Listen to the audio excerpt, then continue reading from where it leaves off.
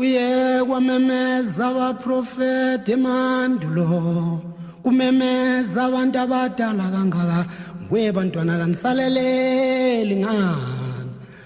Umbiko wokuzalwa kwenkosi uJesu.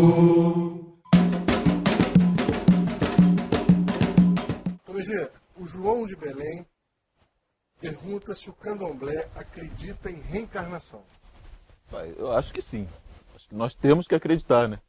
Nós temos um ciclo que nós completamos e a partir disso nós temos a possibilidade de retornar dentro da nossa família. Hoje a família está muito mais extensa, né? O entendimento de família está muito mais extenso, mas naquele momento, quando é formulada essa questão, é uma família menor, uma comunidade, em que essa reencarnação se dá dentro da própria comunidade. Então, pelo que eu entendo, tem. O candomblé entende isso. Sim. Chama-se Atunlá.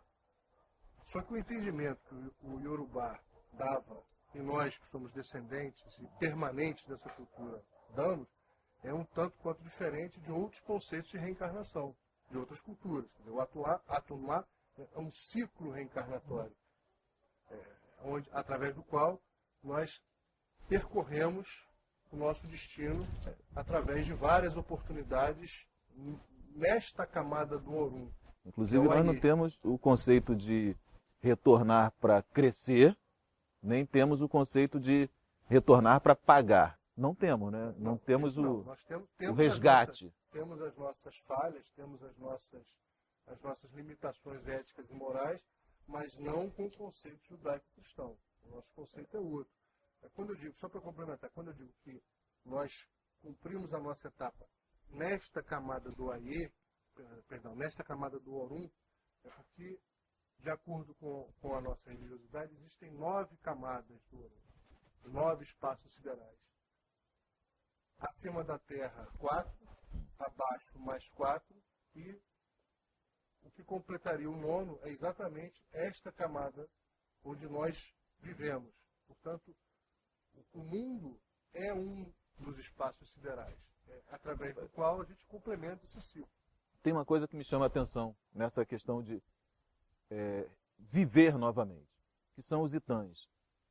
Muita gente acha que Itã está ali para falar alguma coisa de bom ou de ruim do orixá, por exemplo. Mas os itãs de Ogum me ensinam o que eu posso e o que eu não posso, o que eu devo ou o que eu não devo fazer, baseado em Ogum, que é o meu ancestral direto. Sobretudo, é um ensinamento muito grande, né? Uma das passagens de Ogum, de um ciclo encarnatório, que Ogum nasceu, viveu e morreu. E os itãs contam justamente parte dessa trajetória dele nesse espaço sideral, nesse ciclo encarnatório. Eu acho que é muito legal a gente entender os itãs, entender os Odu, para entender o que eu posso e o que eu não posso fazer. Claro, o que é bom e o que não é para mim. Os itãs revelam muitas vezes alguns alguns tabus, algumas restrições às quais nós, que somos descendentes desses orixás, devemos também nos submeter. Então, cremos em reencarnação, cremos em retorno, viver novamente. Mas também temos que entender que nós temos a possibilidade de corrigir os nossos erros através dos nossos itãs, através da presença do orixá. Muitas vezes a presença do orixá nos favorece. Quando isso. Você cita a questão do Itã revelando uma faceta, um lado histórico do orixá, me faz pensar o seguinte: o orixá também teve um ciclo reencarnatório que, a partir do momento em que ele se torna divinizado, encerra. Sim. Aí ele só retorna através dos eleguns. Exatamente. Volta para ensinar, para me mostrar caminhos. Ele não reencarna mais. Não, esse já não. Já se tornou divinizado. Eu acho que esse é o grande barato, né? Eu acho que esse é o grande ensinamento. Que um dia eu possa ter feito o suficiente para ir morar com Ogum. Para não reencarnar mais, para não voltar mais. Por enquanto ele mora aqui em casa. Para que eu fique lá, um assistente. Enquanto ele mora no quartinho do Ogum. Eu quero ficar muito tempo ainda aqui. Mas quando eu puder ser um assistente, é porque eu já fiz muita coisa boa. É porque eu já terei sido um Essá, alguma coisa grande, bonito, né? Mas até lá, tem que aprender, tem que entender que nossas limitações estão contidas nos nossos orixás, no exemplo dos nossos orixás. E não utilizar os orixás, por exemplo, para falar que eu sou assim porque eu sou de um determinado orixá. E não aprender com essa história. Botando a culpa no orixá. E não aprende, né? Acaba não aprendendo. Então, Megê, o Robson do Meyer diz que é filho de candomblecistas, casado com uma evangélica. E a esposa dele está criando dificuldades para que ele frequente a religião que é dele e dos seus antepassados, porque ela afirma que os orixás cultuados do candomblé são demônios. E aí? Isso é triste de ouvir, né? Isso é muito triste. Porque pensar que uma cultura quer se sobrepor a outra, nós já passamos por isso, nós já passamos dessa fase. Quando os missionários chegaram na África e confundiram o Exu com o diabo, ou confundiram ou fizeram de propósito. Né? Isso é muito triste, ver uma família dividida por conta de religião. Isso, primeiro, para mim, é esse o ponto. Uma família se dividir por conta de religião e um querendo sobrepor ao outro. E depois, qualquer relação tem que ser firmada, tem que ser alicerçada no amor. No amor sem respeito. Da mesma forma como o rapaz, o Robson, tem que compreender a vocação, o credo, o gosto pela fé evangélica, neopentecostal que a esposa tenha, ela tem que agir da mesma forma. Se nós, do candomblé, fôssemos apontar o dedo para o evangélico, para o livro, né, para a Bíblia, a primeira coisa é, tudo é Egum. Tudo é Egum. Mas, Tom, nós não fazemos isso. Tom, Megê, não há necessidade disso. disso. A gente entrar no conceito que é Egum, que é demônio, primeiro fundamental para responder ao Robson, aliás, é uma pergunta, ou melhor, uma dúvida, um conceito recorrente. Em primeiro lugar, o que é demônio? Então, o demônio foi criado pela própria Igreja Católica, no concílio de Latrão, acho que é Latrão, Eu não estava lá, mas... ou de Nicéia, que é um conceito imposto pela Igreja Católica para doutrinar os seus fiéis. E isso vem do judaísmo. A figura do diabo existe no judaísmo e não tem a figura punitiva. Ele faz o contraponto a Deus, mas ele não é punitivo. A partir da criação dessa figura pelo catolicismo, ela passa a ter a figura, esse conceito de punição. Você veja só, a palavra demônio vem do grego. A expressão demônio, a palavra, o vocábulo demônio em grego, significava espírito. Simplesmente espírito. Simplesmente. Mas pouco importa, nesse momento, a origem da palavra. Importa o significado que ela tem hoje, modernamente. E, infelizmente, o significado é pejorativo, é ruim. O demônio está associado a Satanás, a diabo, a coisa ruim, a desgraça, a terror, toda a iconografia, toda a forma do homem expressar ou desenhar o demônio sempre foi a mais aterrorizante possível. Então, se a origem da palavra era uma ou era outra, o importante é como se entende hoje. E como se entende hoje é da pior maneira possível.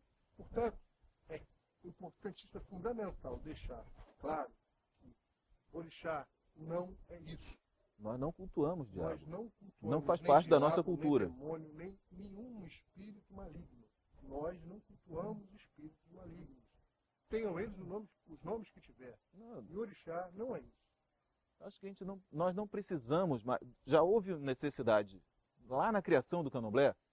Até nós temos a cultura até hoje falar, vamos despachar Exu, para mostrar para a sociedade que ali nós não cultuávamos o diabo, porque Exu sempre foi interpretado como diabo, erroneamente.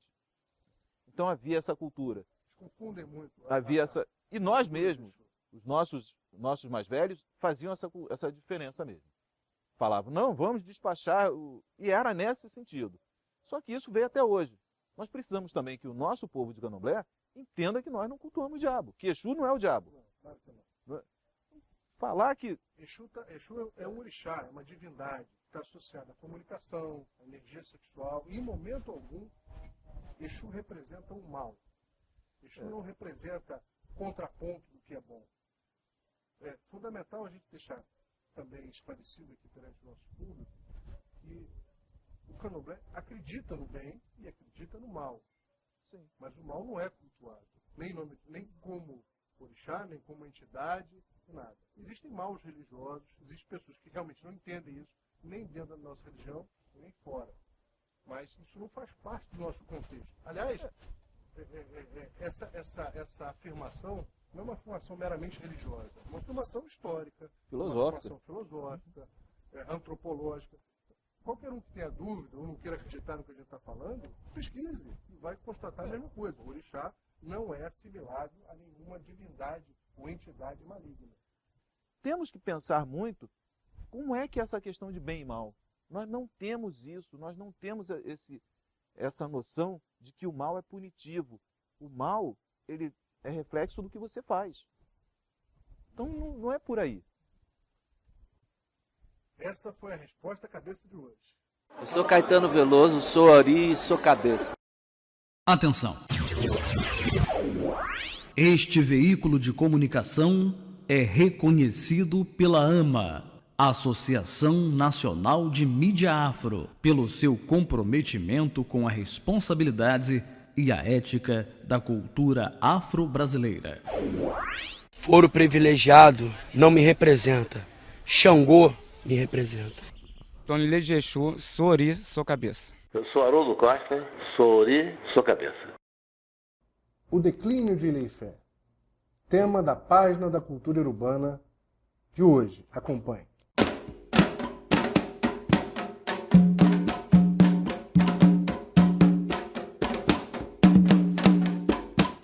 Ifé entra em declínio manufatureiro e de entreposto mercantil, tarefas que passaram a ser exercidas por Oió a partir do século XVI. Curiosamente, a mesma Oió teria sido governada simultaneamente pelo Oni de Ifé, Oranian, neto de Oduduá e filho de Abalaju. Este, posteriormente conhecido como Ogum, a divindade. Se antes Oió garantiu a unidade política e os interesses econômicos do reino de Ifé, fornecendo ferro e mão de obra, agora era o motivo principal da derrocada da grande capital do Yoruba. Com a chegada dos portugueses, o comércio com o sul teria novo impulso, graças às relações destes com as cidades do Benin e de Ijebu. Com a decadência de Ifé, até mesmo a supremacia do Oni passou a ser abertamente contestada, face aos interesses político-econômicos de alguns obais das cidades vizinhas que ascendiam em importância. Para justificar a não submissão destes líderes descontentes ao rei de Ifé, desenvolveram-se algumas tradições a dizer que os obais descontentes não eram filhos nem descendentes diretos de Odudua, mas de um escravo dele. Essas teorias oportunistas não vingaram. Por isso, mesmo perdendo sua importância econômica, Ifé manteve seu predomínio como cidade sagrada e centro político-cultural da região. Até os dias de hoje, Ilé-Ifé é a meca do culto aos orixás. O Oni de Ifé figura como principal liderança entre todos os reis do chamado Yoruba, sendo considerado o pai de todos eles. Quem está falando é Adriana Bombom, eu sou Ori e sou cabeça. Atenção! Este veículo de comunicação é reconhecido pela AMA, Associação Nacional de Mídia Afro, pelo seu comprometimento com a responsabilidade e a ética da cultura afro-brasileira. Marcos Feliciano não me representa. Ogum me representa. Sou Selma de Oxum, eu sou Ori, eu sou cabeça. Eu sou Arlindo Cruz, eu sou Ori, eu sou cabeça. Axé. Marajá pede na justiça que o governo custeie a sua prótese peniana. É o tema do Falou Tá Falado de hoje com a Adriana Joiá. Onde é que nós vamos parar? Que situação é essa? É o seguinte, um funcionário aposentado do Senado Federal que recebe por mês 23 mil, ele é pego num esquema. O que acontece? O roteiro da pilantragem é o seguinte, roteiro da pilantragem. Eu tive que escrever para poder não esquecer os detalhes sórdidos. Um advogado entra com um processo na justiça requerendo que o governo banque prótese peniana, que custa entre 42 e 48 mil. Cara, sim? Ai, meu Deus, o horário não permite, mas tá bom. E pede a um médico que apresente um laudo para ser levado ao juiz. Aí eles... O pedinte, o requerente, exatamente, o advogado e o médico. faz o laudo para levar ao juiz. Acontece que o governo não banca esse valor todo. Entendeu? Então o cara entra, aí ainda tem que distinguir se ele quer que ela fique constante ou se é aquela que é inflável, faz a borrachinha. Então, mas acontece que o governo, ele banca apenas as próteses maleáveis, aquela que você entorta e bota do... Mas os caras querem aquelas infláveis, que pode acionar exatamente a hora... Gente, pelo amor de Deus, né? Viagra, agora também prótese peniana, faça-me um favor. Não sou contra o cara tentar, não. Eu sou contra o governo ter que custear isso para alguém que tem condições. É disso que eu tô falando. É disso que eu tô falando. Agora o governo já banca tanta coisa que não é devida, né? Que eu não posso falar agora. E agora vai cantar o pintinho dos outros. Pelo amor de Deus. Falei, tá falado. Ah, isso me aborrece. Eu sou Érico Braz, sou Ori, sou cabeça. Atenção! Este veículo de comunicação é reconhecido pela AMA, Associação Nacional de Mídia Afro, pelo seu comprometimento com a responsabilidade e a ética da cultura afro-brasileira. A intolerância não me representa. Iemanjá me representa. Sou Deco Tala de Logum Edé, sou Ori, sou cabeça. Quem fala aqui é Tony Garrido, Ori, cabeça. Paz e amor aí, gente.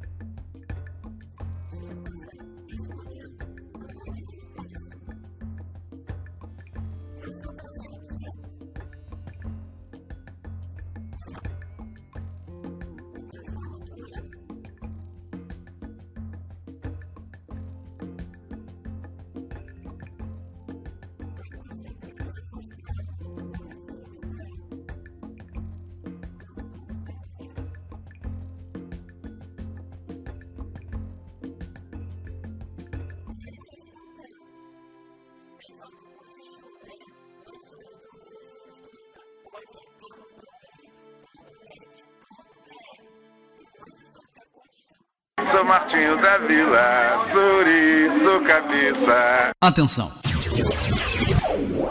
Este veículo de comunicação é reconhecido pela AMA, Associação Nacional de Mídia Afro, pelo seu comprometimento com a responsabilidade e a ética da cultura afro-brasileira.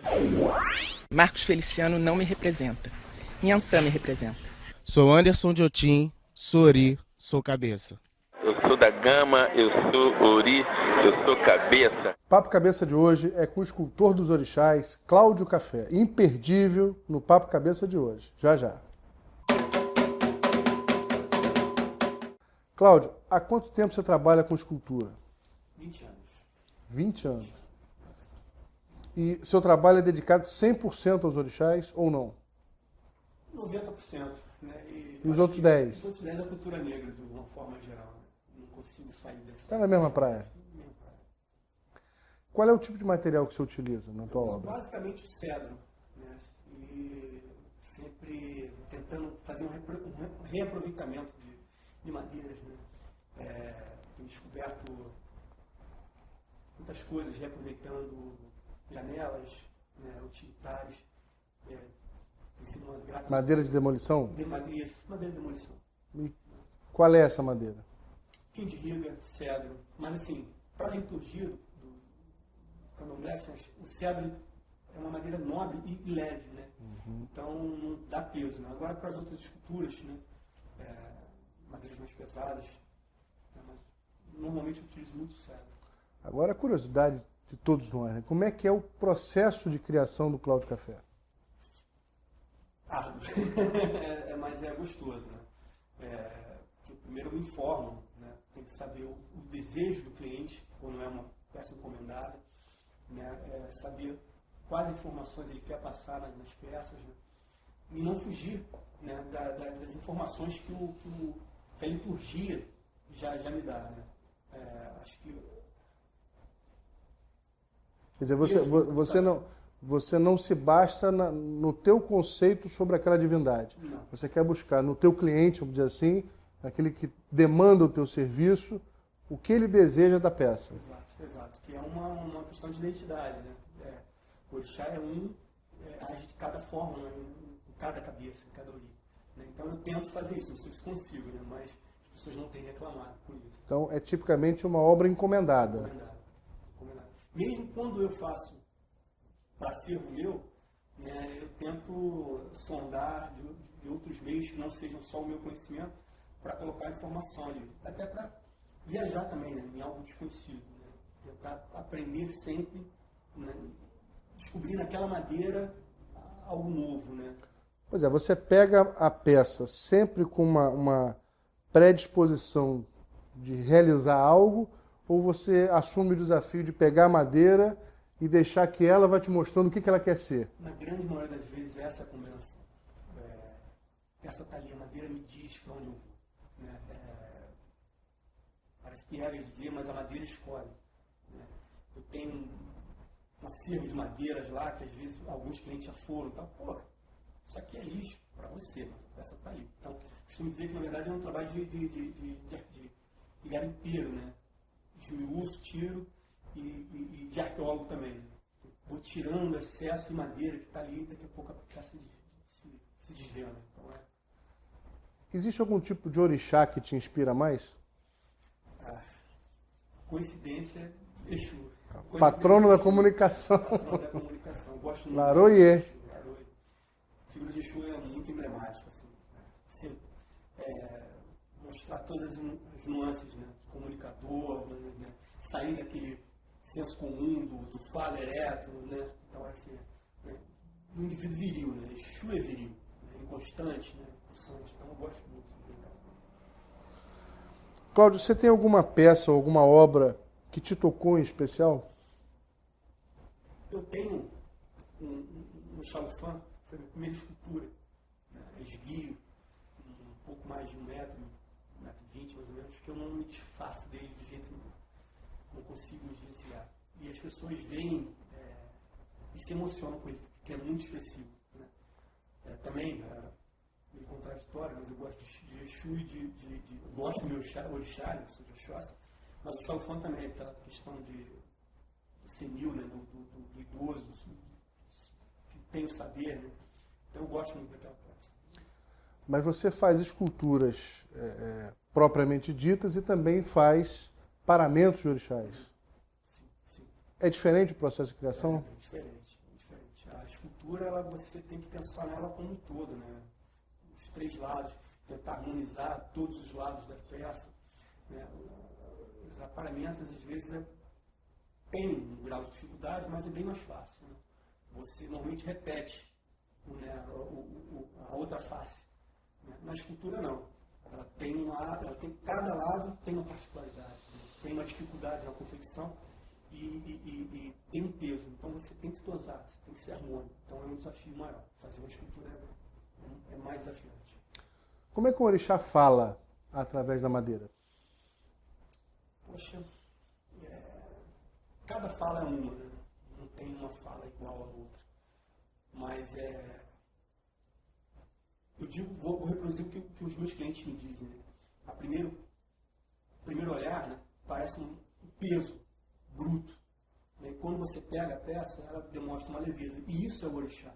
Né? O orixá, apesar que a gente fala, às vezes a gente fala, pô, o orixá vai te bater e tal, o orixá é leve. Né? Então, assim, eu costumo dizer uma fala antiga, e eu vou reproduzir agora, eu fico muito feliz de ser o fio condutor, de dar vida a uma peça que normalmente a gente dá como morta. Madeira. Tem processo de vida, né, de árvore, foi tombada, às vezes foi queimada e tal. E quando eu pego a peça e recupero, coloco vida e vejo vida ali, e quando ela é sagrada, então eu já fui em algumas casas de santo. E fiquei surpreso, tipo, já tem uma outra conotação, tem um outro formato, né? E literalmente tem vida ali. Então, assim, a expressão, eu sou o cara que conduz, mas eu não sou propriamente o dono daquela. Você tem ciúme das tuas peças? Nenhuma. Depois que elas nascem, vida própria. E o que o Cláudio Café fala através da sua arte? Poxa, a minha fala é a seguinte, ó, a cultura negra é rica, né? Tem informação, né? Agora, tecnicamente, temos escrita, mas sempre tivemos, e era através da arte. Né? Era através da arte que as pessoas se comunicavam. Né? Os utensílios, né, nas comunidades africanas, né, e agora nas comunidades de terreiro, elas contam histórias das pessoas, da comunidade que ali está. Então, assim, eu fico satisfeito em ser parte dessa história, né? De estar escrevendo uma história. A madeira... Escrevendo com outro material. Com outro material. Cláudio, a gente vive hoje um dilema muito difícil, que é manter tradição num outro continente, numa outra época, numa outra sociedade. Como é que você, que é um artista dessa expressão religiosa, dessa expressão litúrgica, entende essas modernizações ou essas adaptações às quais o candomblé às vezes precisa se sujeitar? Não é fácil. Né? Parou para pensar, né? Parou para pensar, não é fácil. Eu, particularmente, eu não sou tão moderno. Eu ainda sou do macete, do formão, não uso máquinas para essa confecção do meu trabalho.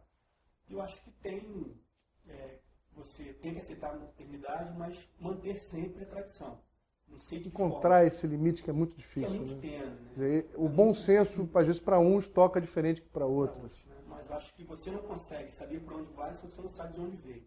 Então, você não esquecer a tua origem, ou negar a tua origem, ou negar a tradição, é também se perder no futuro. Né? Se você deixar tudo muito high-tech, né? Se você começar a usar playback ao invés de atabaque, vai ficar difícil. Muito difícil. O que é arte e o que é religiosidade? No meu caso, as duas é uma coisa só. Não tem diferença. O meu fazer, a minha arte é a minha religião. Né?